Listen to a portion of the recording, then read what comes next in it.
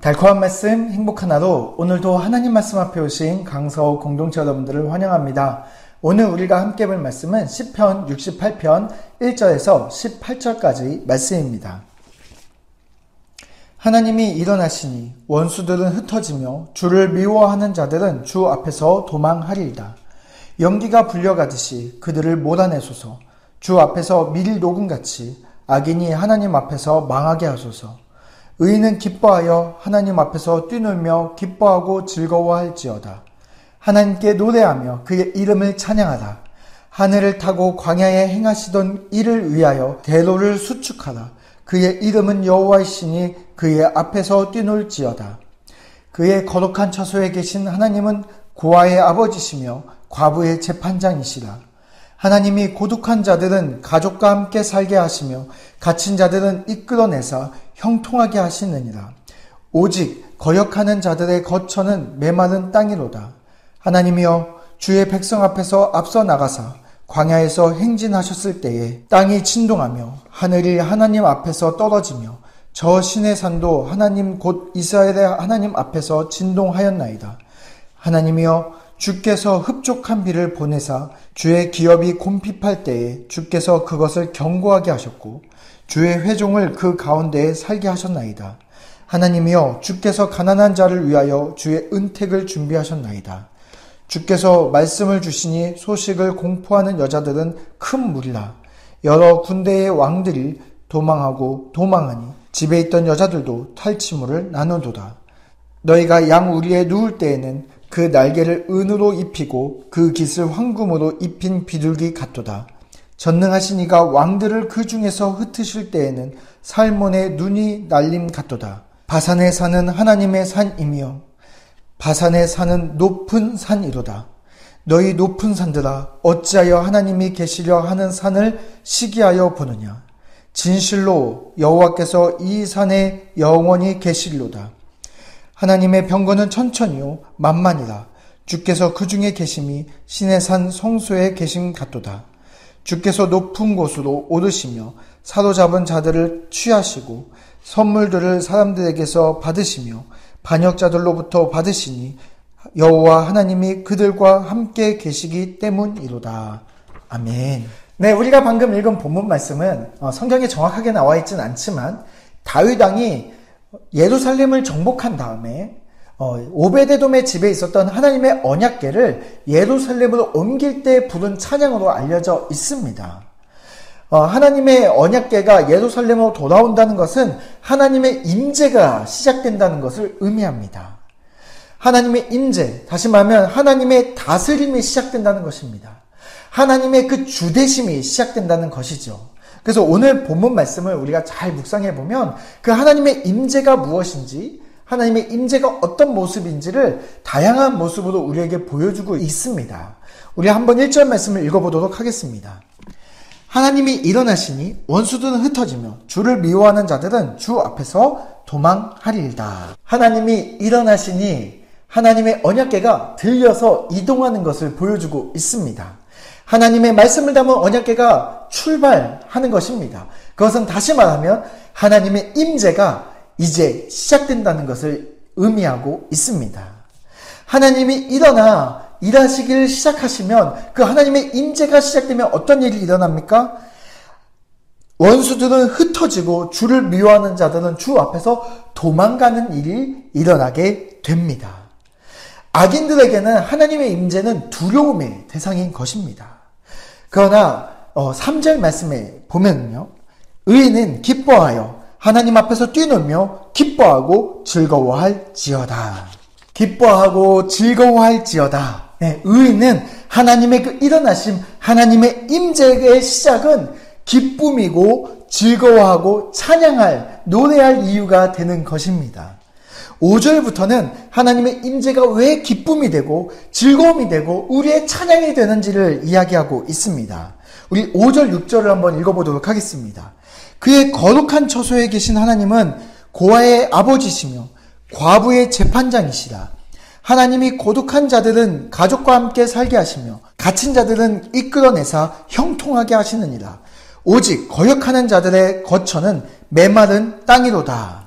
네, 고아의 아버지, 과부의 재판장, 고독한 자의 가족이 되고 갇힌 자에게 자유를 주는 것, 그것이 하나님의 임재입니다.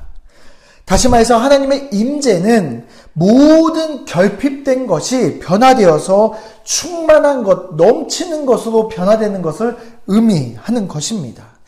결핍에서 충만으로 변화되는 것, 원망에서 기쁨의 노래로 변화되기 때문에 의인들은 기뻐하고 즐거워하고 찬양할 수 있는 이유가 되는 것입니다.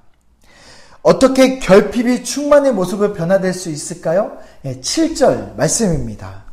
하나님이여 주의 백성 앞에서 앞서 나가사 광야에서 행진하셨을 때에 주의 백성들 앞에서 앞서 가시고 또한 그들과 함께 계시는 하나님으로 말미암아 충만하신 하나님이 우리와 함께 계시기 때문에 결핍은 그분으로 말미암아 이제 넘치는 충만으로 변화된다라고 이야기를 하고 있습니다. 이스라엘 백성들이 출애굽 과정을 통해서 동행하셨던 하나님, 앞서서 불기둥과 구름기둥으로 동행하셨던, 앞서가셨던 그 하나님을 경험했기 때문에 그들은 하나님이 우리의 결핍을 충만함으로 변화시키는 것을 고백하고 있는 것입니다. 네, 광야 생활은 어떻습니까? 모래가 가득하고 그곳은 그 모래로 말미암아 먼지가 가득한 곳입니다. 그들이 가는 길은 불편하고 먼지 투성이의 그런 길인 것입니다.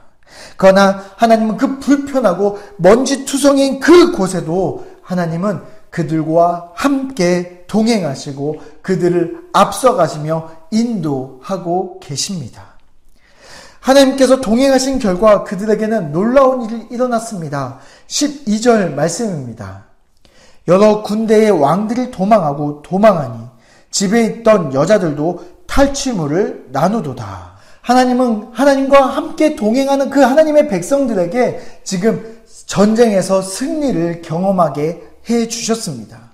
여러 군대와 여러 왕들에게서 하나님은 그들에게서 승리할 수 있는 힘을 그들에게 넘치도록 부어 주셨습니다. 전쟁 때는 이렇게 승리케 하셨습니다. 근데 그뿐만이 아닙니다. 13절 말씀을 우리가 함께 읽어보도록 하겠습니다.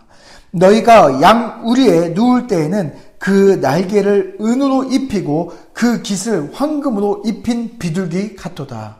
양과 비둘기, 이들은 아무런 공격할 무기가 없는 연약한 동물들을 의미합니다. 그런 동물들이 안 그래도 연약한데 그들이 어떤 상황 속에 있습니까? 그들이 누울 때, 다시 말하면 가장 취약하고 무방비 상태가 되는 바로 그 순간에도 하나님은 그 백성들을, 양 같고 비둘기 같은 그 연약한 백성들을 위해서 싸우고 계셨음을 이야기하고 있습니다. 다시 말해서 하나님의 그 임재는 하나님의 보호하심을 경험하게 되는 순간을 이야기하는 것입니다. 15절과 16절에는 이런 말씀이 있습니다. 바산의 산은 하나님의 산이며 바산의 산은 높은 산이로다. 너희 높은 산들아 어찌하여 하나님이 계시려 하는 산을 시기하여 보느냐.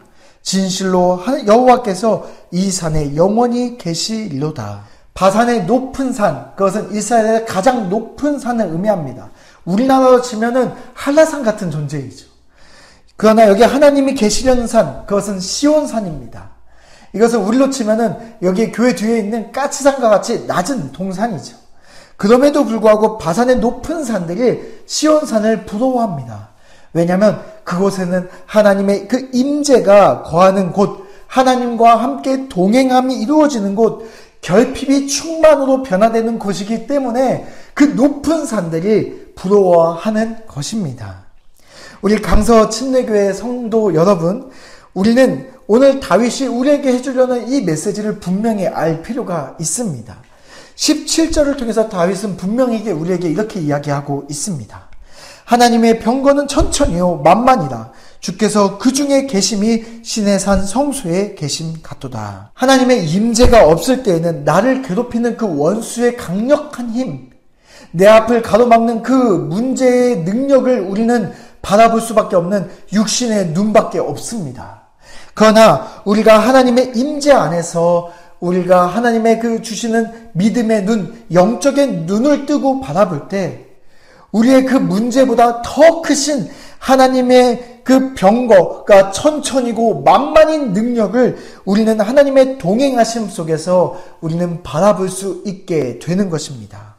그래서 우리는 하나님의 임재를 경험하는 그때가 비로소 우리의 결핍이 충만으로 변화되는 놀라운 능력을 경험하게 되는 것입니다.